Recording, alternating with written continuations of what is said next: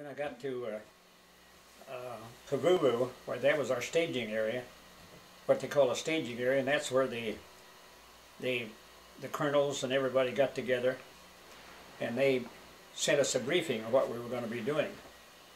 And of course we were all kind of apprehensive, you know, you get all excited, wonder where you're going to be going. But anyway, we found out then, we got aboard the ship, and they announced then that we would be going to Okinawa. You know, like in at our age, back in 18, 19-year-old, you know, of course you'd be scared, you know, and when our platoon leader, or we were aboard the LST, he was telling us that when you hit the beach, there's going to be walls up there. They were walls about 3 feet high.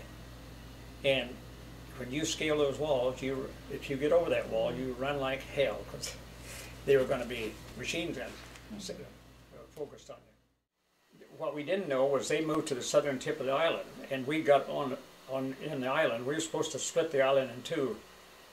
And Naha Airfield was on the south of us, and Kadena airstrip was on the north. And these are the airfields that the government wanted, U.S. wanted, so that they could take off with the B-29s to bomb Japan and the B-25s. Then after we had secured the island in the middle, or more or less in the middle, but there's a lot of caves. And then that is where I went with the MP company, and we set up prisons to take the Japanese prisoners, which weren't too many because a lot of them committed suicide. After the prison deal there, we had camp. Well, then they would send these Japanese back to their mainland. They'd put them on the boat, and then from then on, well, we were sent down to the southern part of the island, where they were really dug in. I mean, we lost a lot of folks there. After we seized the island of Okinawa, Truman had declared the war's end. Well, when the war was over, I got to explain to you, it was just like you ask if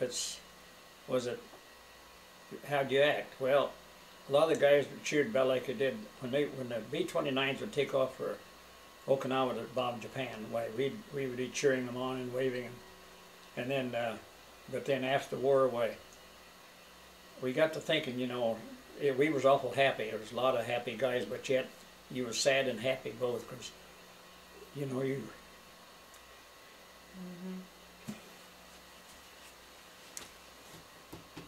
guys like that right there, you lost.